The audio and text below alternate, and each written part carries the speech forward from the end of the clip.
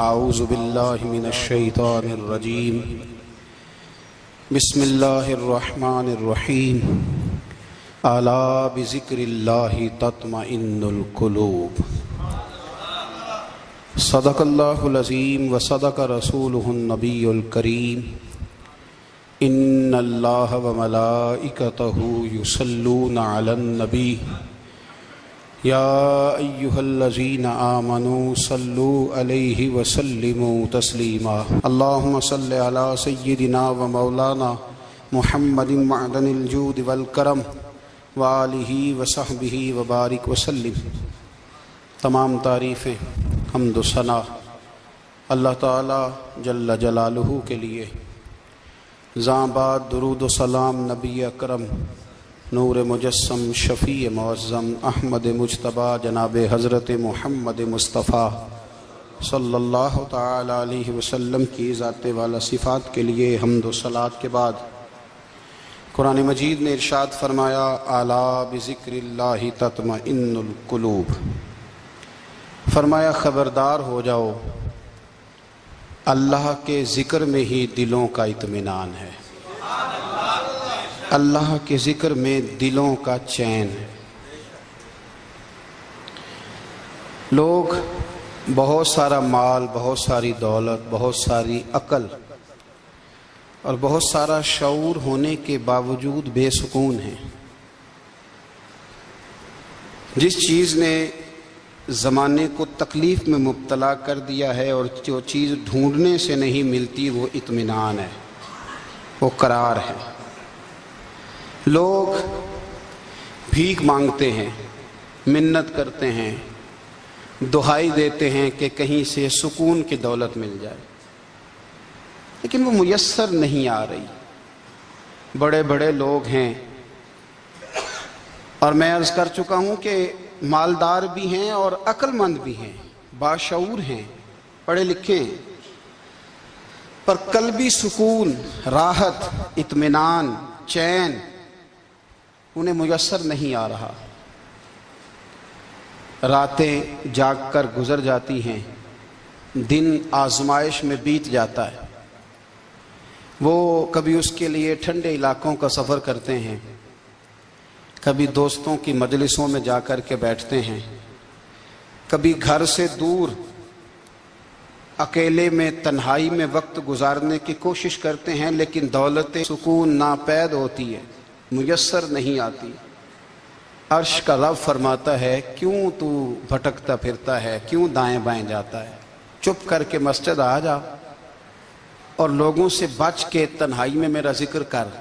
اللہ ملے گا کیا؟ فرمایا اعلیٰ بذکر اللہ تطمئن القلوب، میں تیرے بے چین دل کو چین عطا کر دوں گا۔ وہ تیرا تڑپتا اور پھڑکتا ہوا مزاج، اسے میں سکون کی دولت دوں گا۔ یہ تجھے کہیں اور نہیں ملے گا، یہ میری یاد میں ملے گا۔ یہ چین، قرار، سکون تجھے یہیں میسر آئے گا۔ اطمینان قلبی زندگی کا حسن ہے بھائی، دولت سکون اصل ہے۔ بڑے ٹھنڈے کمرے میں کچھ لوگوں کو نیند نہیں آتی، اور داتا صاحب رحمۃ اللہ علیہ آپ جائیں تو دونوں سڑکوں کے بیچ جو فٹ پاتھ ہے نا، اس پہ بھی کچھ لوگ سوئے ہوتے ہیں۔ ادھر سے بھی گاڑیاں گزرتی ہیں، ادھر سے بھی گاڑیاں گزرتی ہیں، لیکن بس نیند ہے نا، اللہ کا فضل ہے، اس نے دے دی ہے، آنے والوں کو آ گئی ہے۔ اطمینان قلبی، میرا معاشرہ بے سکون ہے، بے قرار ہے۔ مجھے کچھ لوگ کہتے ہیں جی میں آج کل بڑا بور ہو رہا ہوں، تو میں کہتا ہوں یار ہمیں تو ٹائم ہی نہیں ملا آج تک بور ہونے کا، نہیں وقت ہی نہیں اتنا میسر آیا، کون سا ٹائم نکالے جس میں بندہ بور ہو؟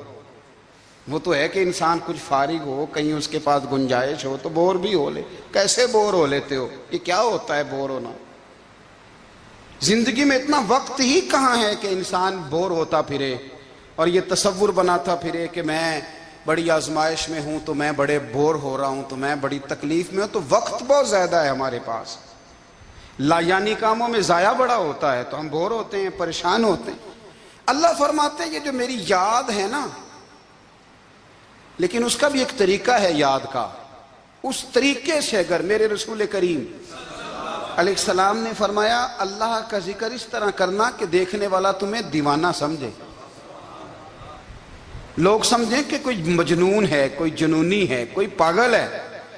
یہاں اللہ تعالیٰ معاف کرے، آپ ذکر کی مجلس چھیڑیں، آپ نعت شریف کی مجلس چھیڑیں تو بہت سارے لوگ پروفیسر بن جاتے ہیں، وہ ساری نہیں ہلاتے، ان کی زبان ہی حرکت میں نہیں آتی۔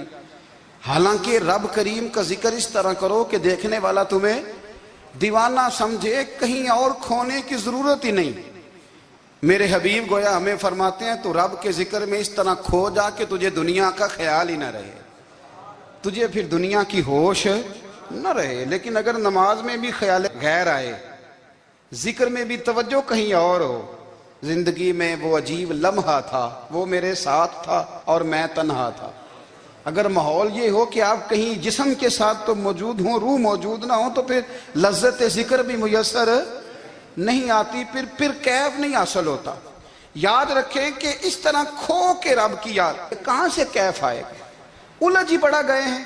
وہ مستی، وہ سرور، وہ کیف جو اللہ کے ذکر میں ہوتا تھا، جو کبھی مرشد کامل کے سامنے بیٹھ کر لوگ اللہ اللہ کرتے تھے تو لگتا یہ تھا کہ یہ یہاں ہیں ہی نہیں، یہ تو کہیں اور چلے گئے ہیں، یہاں موجود ہی نہیں۔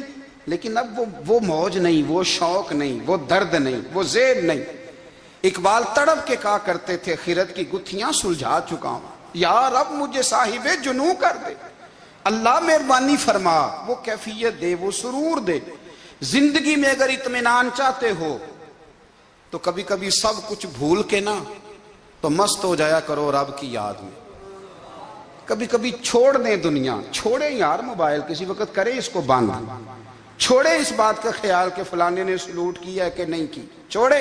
حضرت باجزید بستامی رحمت اللہ تعالیٰ علیہ فرماتے ہیں میں نے اعتکاف کبھی اپنی مسجد میں نہیں کیا، یہ کہ سارے ہی ہاتھ چومنے والے، سارے ہی پیار کرنے والے۔ فرماتے میں جب اعتکاف کرتا تھا تو میں بستام سے دور نکل جاتا تھا جہاں کوئی مجھے جاننے والا نہ ہو۔ اٹھ بلیا چل اوتھے وسیے جتھے وس دے نہیں سارے ینے، نہ کوئی ساڈی ذات پچھانے تے نہ کوئی سانو مننے، چل ادھر چلیں۔ اٹھ بلیا چل اوتھے وسیے جتھے وس دے نہیں سارے ہی انے، نہ کوئی ساڈی ذات پچھانے تے نہ کوئی سانو۔ اتنا شوق ہے سلوٹ کرانے کا، اتنا شوق ہے تعارف کرانے کا، اتنا شوق ہے اپنا بتانے کا، تو یہ چیز غلبہ کر جاتی ہے، پھر نام رہ جاتا ہے، روح نہیں رہتی، پھر وجود رہ جاتا ہے، پھر باطن کی کیفیت نہیں رہتی۔ خدا را اپنے آپ کو بے چین نہ کرو، بے قرار نہ کرو، بے سکون نہ کرو، رب کی یاد میں آ جاؤ، درود و سلام میں آ جاؤ، نعت کے حسن میں آؤ، تلاوت کی دنیا میں آؤ، سجدوں کے نور میں آؤ، آؤ کبھی کھول کے دل مسجد کی صفائیاں کریں، آؤ نہ کبھی کوئی بوڑھا، دادی، نانی، دادا ان کے پاس بیٹھ کے پیر دبا کے اللہ کو راضی کریں۔ یہ کیف والی جگہ ہیں، یہ سرور والی جگہ۔ اتنی بے چین ہماری زندگی ہے، بے قرار ہے، تڑپتے ہوئے لوگ، لڑتے ہوئے لوگ، ایسے لگتا ہے ابھی ایک دوسرے کا گریبان تھام لیں گے، بے قرار، بے چین۔ کسی کو انتظار کا کہا جائے نا کہ 10-20 منٹ کسی کا انتظار کرو تو بعض لوگ مجھے ایسے لگتا ہے جیسے یہ ان کا کلیجہ پھٹ جائے گا، ڈاکٹر کے انتظار میں بیٹھے ہیں تو بڑے پریشان ہیں۔ کسی کو ملنے گئے ہیں کو آدھا گھنٹہ بیٹھنا پڑ گیا تو بڑی دقت میں ہیں۔ اپنے آپ کو سکون دیں۔ آپ یقین کریں بڑا مزہ آتا ہے، کبھی کسی کا انتظار کرنا پڑے تو 2-4 تسبیح درود شریف پڑھی جاتی ہے، یعنی ذوق بن جاتا ہے کہ چلو اللہ نے موقع دیا ہے، کوئی سرکار کو یاد کر لیں، تنہائی مل گئی۔ ہمارا مزاج جس سختی کا شکار ہے وہ سختی آہستہ آہستہ ہمیں زیادہ آزمائش میں ڈال گئی۔ تو میرے بھائی زندگی میں اطمینان حسن ہے، اور وہ سب سے زیادہ اللہ کی یاد میں ملتا ہے، وہ سب سے زیادہ رب کریم کے ذکر میں۔ سب سے زیادہ جو چاہتا ہے نا دل ٹھنڈا رہے، زبان میٹھی رہے، وہ مدینے والے محبوب پہ درود و سلام پڑھا کرے، وہ حضور پہ درود و سلام پڑھا کرے، زبان میٹھی رہے گی۔ میرا ذاتی تجربہ ہے کہ جو آدمی اپنے اخلاق سنوارنا چاہے وہ حضور پہ درود شریف پڑھے، جو اپنے اخلاق سنوارنا چاہے، طبیعت کو ٹھنڈا رکھنا چاہے، وہ درود شریف پڑھے، اس کا دل سکون میں آئے گا۔ کچھ کام اور ہیں زندگی میں اطمینان کے لیے، ان کا ہونا بھی بڑا ضروری ہے۔ سب سے پہلے اگر آپ چاہتے ہیں نا زندگی میں سکون ہو تو حقیقتوں کا سامنا کرنا سیکھیں، آپ جو ہیں وہ رہنا سیکھیں، جو آپ نہیں ہیں وہ بننے کی کوشش نہ کریں۔ حقیقت کا سامنا کرو گے تو زندگی اطمینان میں آ جائے. ہم نے نا بہانے بنا لیے ہیں، ہیلے بنا لیے، جھوٹ کے سہارے اپنے آپ کو اونچا کر لیا. ایک آدمی سے کہا جاتا ہے تو رشوت نہ لے، تو کہتا ہے میں غریبوں سے نہیں لیتا. تو میرا سوال یہ ہے کہ امیروں کا حساب لینے کی اللہ نے تیری ڈیوٹی لگائی ہے، تیرے ذمہ لگایا ہے کہ تو امیروں کا حساب کر. تمہیں کیا ضرورت پڑی ہے؟ ہم نا بہانہ کرتے ہیں، رشوت لینے والے کا الگ بہانہ ہے اور سفارش والے کا الگ بہانہ ہے. حقیقت کا سامنا کریں، حقیقت کا. جو میرے ذمہ داریاں ہیں وہ میں نے پوری کرنی، جو آپ کی ذمہ داریاں ہیں وہ آپ جان نہ چھڑائیں، حقیقت پسند بنیں. میرے رسول کریم، پھر پڑھیے درود شریف صلی اللہ تعالی علیہ وسلم. حضور صلی اللہ علیہ وسلم نے فرمایا کہ میری بیٹی سیدہ فاطمہ الزہرا رضی اللہ تعالی عنہا صرف جنتی نہیں، جنتی عورتوں کی سردار ہے.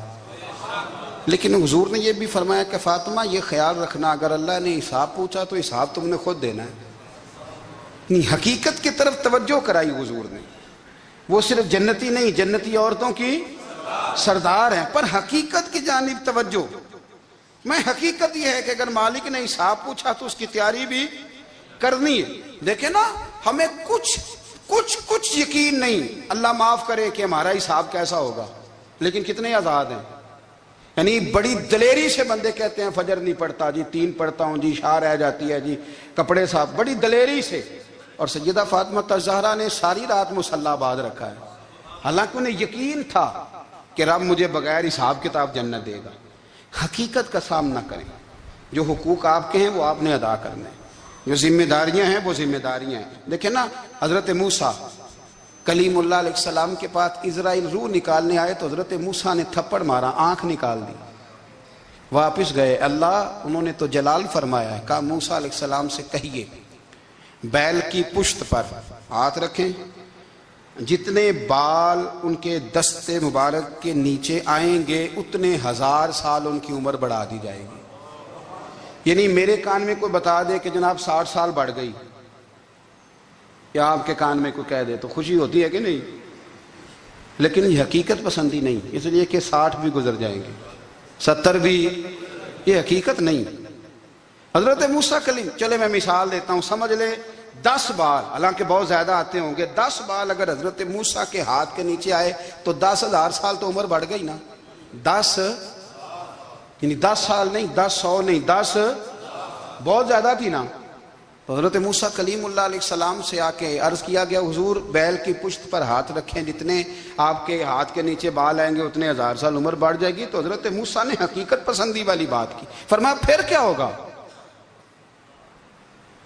10,000 سال کے بعد پھر کیا ہوگا؟ کہا حضور جانا تو پھر بھی ہے. فرمایا پھر ابھی چلتے ہیں. اگر جانا ہے نا، جانا ہے تو پھر، اگر جانا ہے تو پھر ابھی. اور سجنوں اگر نماز پڑھنی ہے تو ابھی کیوں نہیں؟ اگر داڑھی رکھنی ہے تو پھر رمضان کا انتظار کیوں کریں؟ ابھی کیوں نہیں؟ اگر سچ بولنا ہے تو پھر، اگر رزق حلال کھانا ہے تو پھر انتظار کا ہے گا. حقیقت ہوتی ہے، بہانہ ہوتا ہے. حقیقت چھپ نہیں سکتی بناوٹ کے اصولوں سے، کیونکہ خوشبو آ نہیں سکتی کبھی کاغذ کے پھولوں سے. یہ بات یاد رکھیں. اگر جانا ہے تو حضرت کلیم فرمانے لگے پھر 10,000 سال کے بعد بھی جانا ہے تو آج بھی. ہمیں بے قراری زندگی میں اس لیے کہ ہم حقیقت پسند نہیں، ہم بہانوں میں، ہم ہواؤں میں جیتے ہیں، ہواؤں میں، خیالات میں زندگی گزارتے ہیں. بڑا ٹائم پڑا ہے، مثلاً کتنا میرے رسول کریم صلی اللہ تعالیٰ علیہ وآلہ وسلم نے ایک دن صحابہ سے فرمایا تمہیں حیا نہیں آتی؟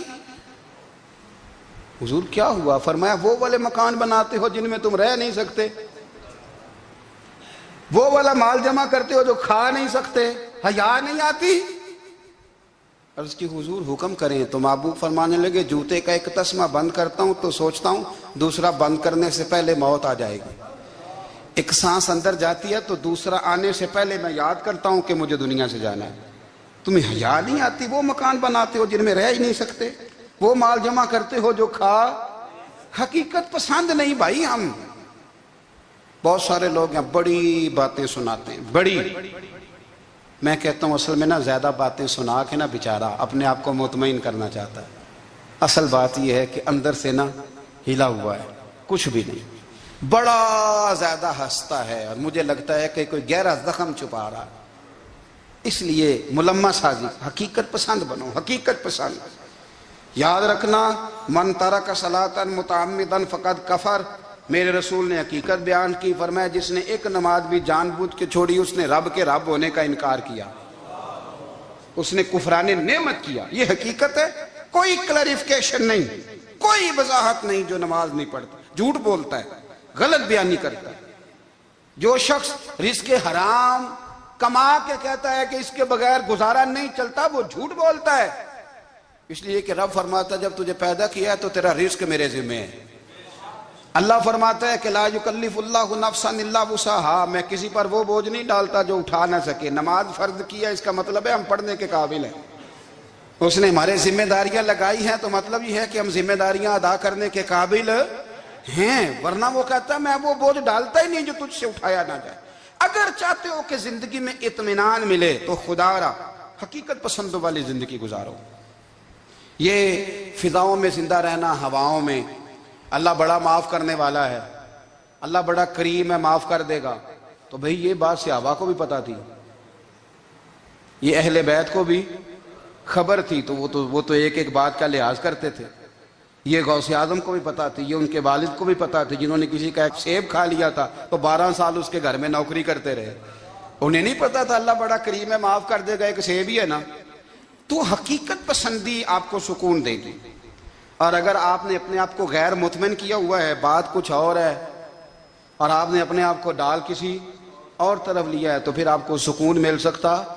سکون حقیقت پسندی میں، اصل میں سکون ہوتا ہے، اداکاری میں سکون نہیں ہوتا. تیسری بات سنیں، اگر آپ چاہتے ہیں زندگی میں مطمئن رہیں تو دنیا داروں سے امیدیں توڑ دیں، اللہ اور اس کے رسول سے امید وابستہ کریں، اولیاء اللہ سے امیدیں وابستہ کریں، صحابہ اور اہل بیت سے امیدیں، اللہ اور اللہ والوں سے امیدیں، دنیا داروں سے امیدیں. آپ کو پتہ ہے دنیا دار کی تباہی کب ہوتی ہے؟ جب انہیں خوش آمدی مل جاتا ہے. چودھری کا بیڑا اس وقت غرق ہوتا ہے جب اسے چودھری کہنے والے زیادہ ہو جاتے ہیں. سیٹھ صاحب اور نواب صاحب بیچارے تباہ تب ہوتے ہیں بھولے پن میں، جب ان کے دائیں بائیں ریلا ہوتا ہے سیٹھ صاحب کہنے کا. لوگ انہیں کھانا چاہتے ہیں، پیار ان کا نہیں ہوتا، ان کی جیب کا ہوتا ہے. محبت ان سے نہیں ہوتی، ان کی کرسی سے ہوتی ہے. ضروریات کا پیار ہوتا ہے، تباہ کر دیا جاتا ہے. ہماری ساری توقعات دنیا داروں سے وابستہ ہو گئی ہیں. ناراض نہ ہونا، پیروں نے، مولویوں نے، درویشوں نے، انہوں نے بھی سیٹ رکھے ہوئے جلسوں کی صدارت کرانے کے لیے. یعنی مذہبی جلسہ ہے، اس میں بہت زبردست پڑھے لکھے صاحب تقوی عالم کا خطاب ہے، اور کی صدارت وہ بندہ کر رہا ہے جس نے عشاء کی نماز بھی نہیں پڑھی. وہ بندہ صدارت کر رہا ہے. کیوں؟ اس لیے کہ اس نے ₹1,00,000 دیا ہے محفل میں. خدا را دنیا داروں سے امیدیں چھوڑ دیں ورنہ آپ کمزور پڑ جائیں گے، آپ کی امیدیں ٹوٹیں گی. کتنا کمزور ہے وہ شخص جو 2-4 ہزار کے لیے کسی بندے کی چاپلوسی کرتا ہے، اس کے پیچھے بھاگتا ہے، خوش آمدیں کرتا ہے تھوڑے سے نوٹوں کے لیے. دکھ سکھ میں کام آئے گا اس کام کے لیے. میرے رسول کریم علیہ السلام نے فرمایا جس نے بندوں کو راضی کرتے کرتے رب کو ناراض کر دیا، اس کی دنیا بھی گئی اور آخرت بھی گئی. اور فرمایا جس نے بندوں کی پرواہ نہیں کی، اللہ کو راضی کیا، فرمایا اگر رب راضی ہو گیا تو لوگوں کے دلوں میں بھی محبت پیدا فرما دے گا. کیا ضرورت ہے خوش آمد کرنا دنیا داروں کی، سیٹوں کی، نوابوں کی، چاپلو. اور میں آپ کو ایک بات بتاؤں، ہوتا پتہ کیا ہے؟ یہ جو حب جا اور حب با ہوتی ہے نا، اس سے پیٹ نہیں بھرتا. آپ کو اگر خوش آمد کرنی ہے تو پھر آپ کو ساری زندگی کرنی ہے. پھر ان کو بھی پتہ ہوتا ہے کہ تعلق کس بنیاد پر ہے، اس میں کبھی بھی خلوص پیدا نہیں ہوتا. آپ بے چین رہتے ہیں، بے قرار رہتے ہیں، آپ کو تکلیف رہتی ہے ہمیشہ. کبھی بھی دنیا داروں سے امیدیں وابستہ نہ کریں. ایک بات سنیں بڑی شاندار، امام غزالی نے لکھی ہے. امام غزالی فرماتے ہیں کہ ہارون الرشید نہ حج کر کے واپس آیا بغداد میں، تو کونے میں حضرت بہلول دانا بیٹھے تھے. رش بہت تھا، مجمع بڑا تھا. حضرت بہلول دنا بھی سڑک کے کنارے بیٹھے تھے تو سپاہی کہنے لگے یہاں سے اٹھ جاؤ، فرمانے لگے ہارون رشید کی زمین نہیں، زمین میرے رب کی ہے، میں کیوں اٹھوں؟ وہ قریب سے گزرا تو سلام لی، تو آپ نے اس کا پروٹوکول دیکھا تو فرمانے لگے ہارون رشید تجھ سے تگڑے تگڑے موٹے موٹے پروٹوکول میں نے لوگوں کے دیکھے ہیں، اور یہ جو تیرے دائیں بائیں آج تیرے نعرے لگا رہے ہیں یہ پہلے ان لوگوں کے نعرے لگایا کرتے تھے، اور تھوڑا وقت گزرنے دے، جو تیرے بعد آئے گا نا یہ سارے پھر ان کے نعرے بھی لگائیں گے۔ تو جھوٹ کی دنیا میں زندہ ہے، ان سے تو نے امیدیں وابستہ کی ہیں، یہ کل اس کے نعرے لگائیں گے۔ اس کے دل پہ بڑا اثر ہوا، گھوڑے سے اتر آیا، آگے کہنے لگا حضور آپ نے مجھے بڑی اچھی نصیحت کی ہے، میرا دل بڑا ٹھنڈا ہوا ہے، میں نے سنا ہے آپ مقروض ہیں، کچھ لوگوں کا قرض، تو مجھے کوئی حکم ہی کر دیں۔ آپ ہنسنے لگے، فرمانے لگے یار تو بڑا ہی بیوقوف ہے، بڑا ہی بیوقوف ہے، تو میں تجھے نصیحت کر رہا ہوں تو مجھے الجھا رہا ہے، حضور کوئی حکم کر دیں۔ کیا خوبصورت انداز ہے رب کریم کے بندوں کا۔ حضرت بہلول دانا فرمانے لگے تیرا رب کون ہے؟ کہا اللہ، تو فرمایا میرا کون ہے؟ کہا اللہ۔ فرمانے لگے یہ تو نہیں نہ ہو سکتا کہ اللہ ہارون رشید کو دیتا رہے اور بہلول دانا کو بھول ہی جائے، یہ تو نہیں نہ ہو سکتا کہ ہارون رشید کو دیتا رہے اور بہلول دانا کو بھول جائے۔ فرمایا اس کا دل، اس کا ارادہ ہوا، ارادہ قدرت ہوا کہ بہلول مقروض رہنا چاہیے، تو اگر رب مجھے رکھنا چاہتا ہے، دکھ قبول محمد بخشا راضی رہن پیارے، اگر وہ چاہتا ہے میں مقروض رہوں تو میں بھی چاہتا ہوں کہ میں مقروض ہی رہوں، یہ تو نہیں نہ ہو سکتا کہ تجھے دے اور مجھے نہ دے۔ فرمایا میری تجھ سے کوئی امید نہیں، مجھے جب بھی دے گا میرا رب بھی دے گا، اور وہ دے گا تو پھر انشاءاللہ خزانے کھول کے دے گا۔ دنیا داروں سے امیدیں وابستہ کرنا، لوگوں کے پیچھے، یہ چھوڑ دیں، آپ بے چین رہیں گے، بے قرار رہیں گے۔ اللہ والوں سے ضرور امیدیں وابستہ کریں، اس لیے کہ ان کے پاس جو کچھ ہوتا ہے وہ دراصل رب کا ہی ہوتا ہے۔ لیکن سیٹھوں سے، نوابوں سے، سیاستدانوں سے باز آ جائیں، ہماری بڑی امیدیں وابستہ ہیں۔ میں اکثر کہتا ہوں جتنے پھیرے نوکری کے لیے دنیا دار کے دروازے پہ لگائے ہیں نا، اس سے کم دفعہ مسجد میں نفل پڑے ہوتے تو رب اتنی بڑی مہربانی فرما دیتا۔ تیسری بات یہ یاد رکھیں، اگر سکون لینا چاہتے ہیں نا، اگر سکون لینا چاہتے ہو نا تو لوگوں کو ڈسکس کرنا بند کر دو۔ کس کو اللہ نے کتنے پیسے دیے ہیں وہ جانے اور اللہ جانے، کس کو اللہ نے کتنی گاڑیاں دی ہیں وہ جانے، اور لوگوں کو ڈسکس کرنا جی۔ یعنی میں ایک جگہ بیٹھا تھا تو ایک صاحب گاڑی والا گزرا، گاڑی میں بیٹھ کے، اس کا پڑوسی تھا، کہندے تھا منہ ہے کار والا، میں کہ وہ تے ہے تاں ہی بیٹھا ہے، تے ہن میں کہ سمجھانا سی نا انہوں، میں کہ توں تے میں حساب لائیے بھی ساڈے کول کوئی نہیں، وہ تے ہے، لیکن نا اللہ نے اسے دی ہے نا، تو اللہ نے چاہا نا وہ کار میں بیٹھے، تو جس نے پھٹے پہ بیٹھ کے یہ تبصرہ کیا کہ منہ ہے کار والا، میں کہ ابھی وہ تے ہے تاں کار ہے تھے۔ اب مجھے اور تجھے اندازہ لگانا چاہیے کہ ہم کیا یہ بحث ہے، یعنی اللہ کو چاہیے تھا معاذ اللہ کے پہلے تجھ سے پوچھتا کہ اسے کار دینی ہے کہ نہیں، کیا مطلب فضول بحث ہے۔ وہ چیز ہمیں اتنا تنگ کرتی ہے، اتنی تکلیف دیتی ہے کہ آپ یقین کریں سارا دن اسی کو ڈسکس کرتے ہیں، سارا دن۔ اس کے پاس گاڑی ہے، اس کے پاس کار ہے، فلانے کا پیسہ 1 نمبر ہے، فلانے کا 2 نمبر ہے، فلانے کا 6 نمبر ہے، اصل بات کے اندر حسد ہے، اس کو نکالو۔ ایک بات کہنے لگا ہوں، اسے یاد رکھنا، میرے اعلیٰ حضرت رحمۃ اللہ علیہ فرمایا کرتے، حسد کرنے والا بندوں پر اعتراض نہیں کرتا، اللہ پر اعتراض کرتا۔ وہ کہتا ہے اللہ اسے کیوں دیا ہے، اتنا کیوں دیا ہے، معاذ اللہ وہ اللہ کی تقسیم پر اعتراض کرتا ہے۔ حسد کرتے ہو بے چین رہو گے، حسد آپ کے دل کو تڑپا کے رکھ دے گا، چھوڑے۔ اللہ بڑا کریم ہے، جس کو جہاں چاہتا ہے وہاں بٹھا دیتا ہے۔ آپ قطعاً اس بحث میں نہ پڑیں کہ اللہ نے کس کو کتنا دیا ہے، کب دیا ہے، کیوں دیا ہے، وہ بڑا بے نیاز ہے۔ حسد آپ کو تباہ کرے گا۔ دنیا میں پہلا گناہ جو ہوا تھا وہ حسد تھا۔ ابلیس نے حضرت آدم سے حسد کیا، کہنے لگا میں بہتر ہوں، سرداری اس کو مل رہی ہے، یہ تو اللہ کو پتہ ہے نا کس کو دینی ہے۔ اور دنیا میں پہلا قتل حسد کی وجہ سے ہوا، حابیل قابیل کے درمیان حسد کا معاملہ تھا۔ خاتون کا نکاح اس سے کیوں ہو رہا ہے، مجھ سے ہونا چاہیے۔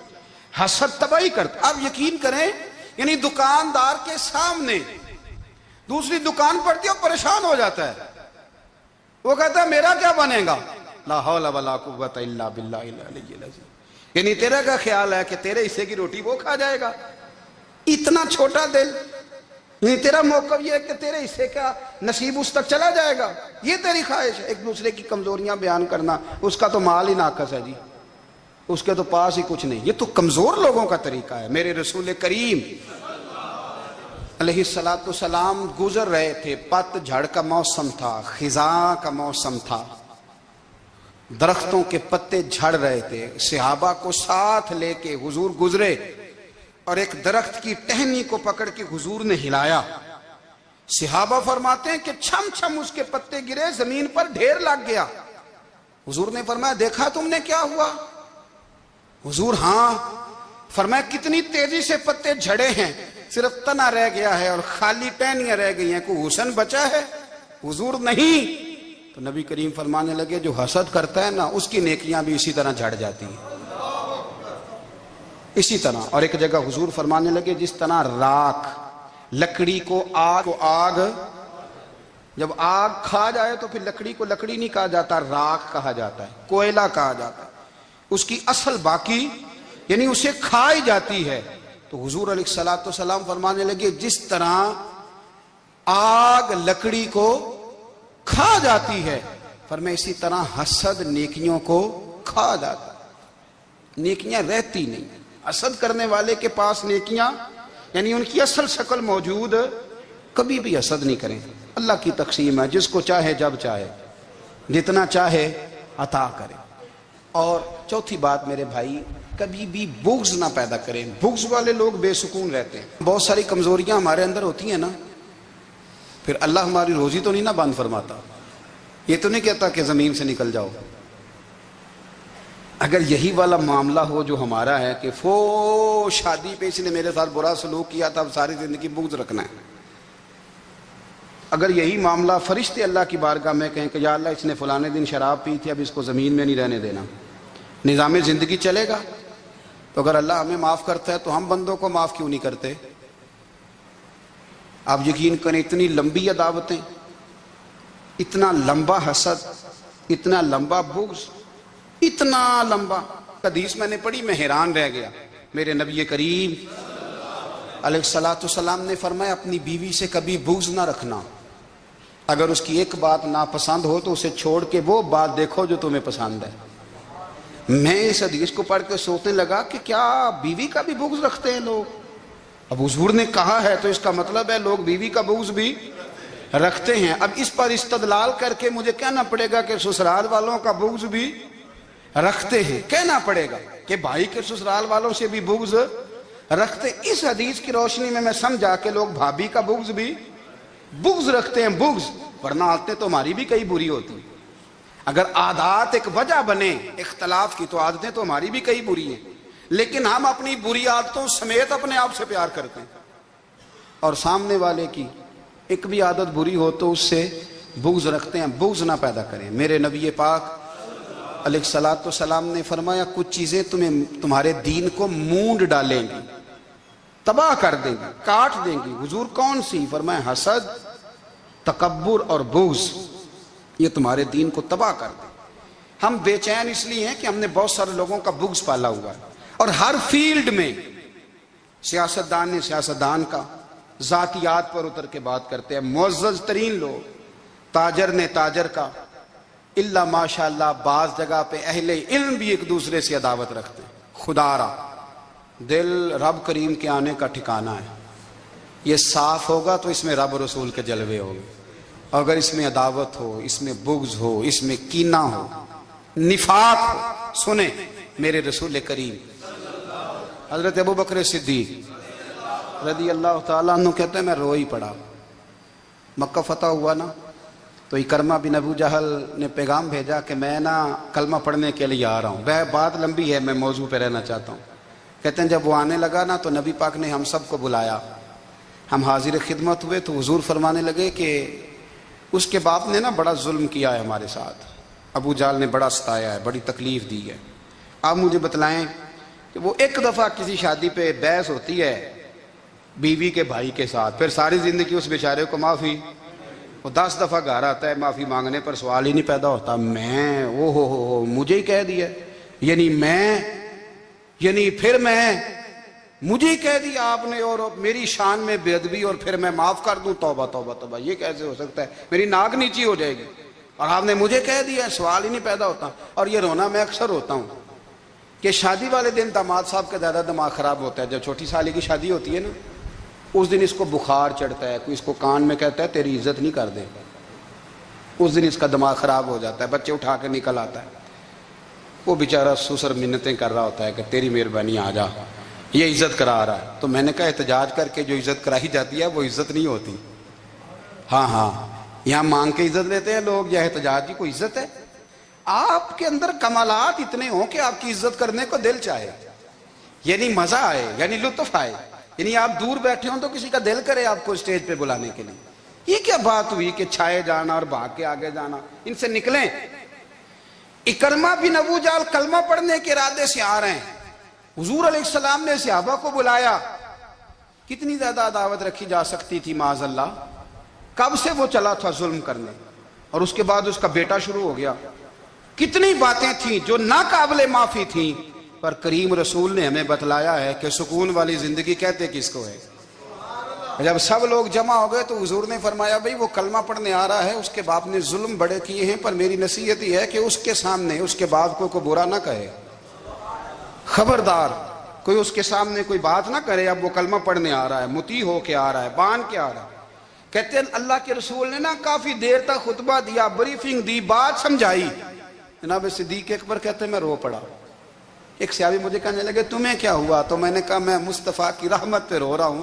دیکھو کن کے لیے حضور گراؤنڈ بنا رہے ہیں، اے دیکھو کن کے لیے حضور تیاری کر رہے ہیں، جنہوں نے ساری زندگی دشمنی کی۔ خدا را یہ اندر سے عداوتیں نکال پھینکو۔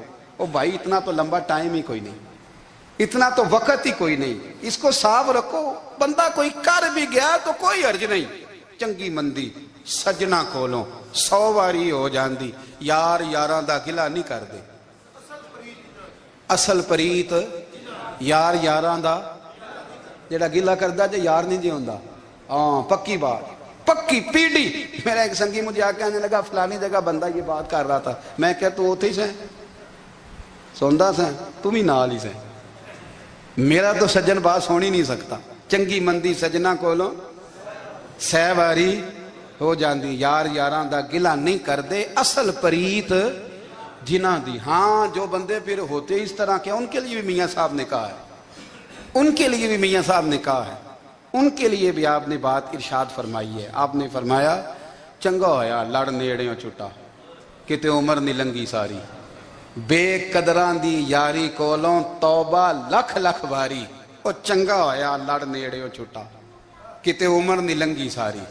جو اس طرح کا تھا نا شکوے کرنے والا، بغض رکھنے والا، فرمایا بے قدران دی یاری کولوں توبہ، یعنی لاکھ تے لاکھ کنے ہو گئے، یعنی 2 لاکھ باری توبہ کی تھی انہوں نے، گنی نہیں جا سکتی جتنی میاں صاحب نے توبہ کر دی۔ بے قدرے دوست، بے قدران دی یاری کولوں توبہ لکھ لکھ باری، چنگا ہویا لڑ نیڑیوں چھٹا، کتے عمر نہیں لنگی ساری۔ تو مہربانی کریں، ایک تو اگر آپ مطمئن رہنا چاہتے ہیں تو کبھی کبھی نا مست ہو کے ذکر الہی کریں۔ مست ہو، وہ والا ذکر نہیں جس میں آپ موبائل بھی دیکھ رہے ہیں اور کہانیاں بھی۔ میرے سامنے کو بندہ جمعے والے دن یا تقریر کے درمیان تسبیح لے کے بیٹھ جائے تو میں اس سے پوچھتا ہوں تو دو کام ایک ٹائم جی میں پہ کرنا ہے؟ میری بھی بات سن رہے ہو، تسبیح پڑھی تو ممکن ہی نہیں۔ تسبیح تو تسبیح ہے، جب وہ ہوگی تو پھر کوئی اور کام سوال ہی نہیں پیدا ہو۔ ایک تو ذکر کریں محو ہو، دوسری بات حقیقت کا سامنا کریں۔ آپ اگر مطمئن رہنا چاہتے ہیں تو حقیقت پسند بنیں۔ تیسری بات حسد چھوڑ دیں، دوسروں کو ڈسکس کرنا چھوڑ دیں۔ آپ یہ دیکھیں کہ اللہ نے مجھے کیا کچھ دیا، اس پہ راضی رہیں۔ اور چوتھی بات عداوت چھوڑ دیں، سینے میں کینہ چھوڑ دیں، آپ کی زندگی مطمئن ہو جائے گی، آپ خوشحال رہیں گے۔ وہ جو آپ لفظ کہتے ہیں نا کہ میں بور ہوں، میں پریشان ہوں، اس سے آپ نکل آئیں گے۔ اللہ ہمیں محبوب کی غلامی میں زندہ رکھے۔ غلام